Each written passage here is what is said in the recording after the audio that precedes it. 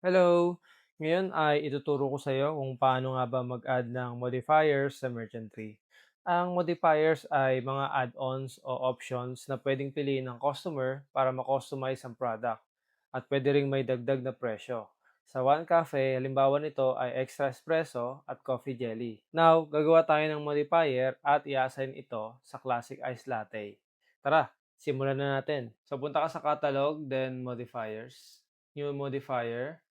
Ilagay mo lang dito, halimbawa, add-on. Add-on. Add-on. Add-ons, yan.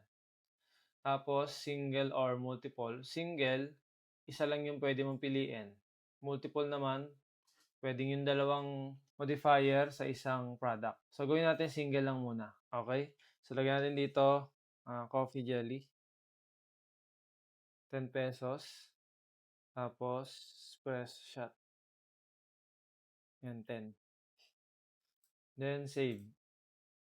So, meron na tayo ditong add-ons. Punta ka dito sa products or services, tapos classic ice latte.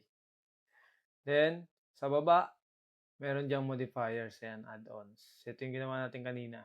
Save mo lang. So, okay na. Makikita mo siya pag pumunta ka dito sa POS. So, halimbawa, 16 ounce. So, ayan na, kita mo na dito. So, kung multiple yan, pwede mo silang dalawa piliin. Coffee jelly. So, ayan. Kita mo na siya dito. Okay? So, ganun lang kadali mag-add ng modifier sa merchant tree.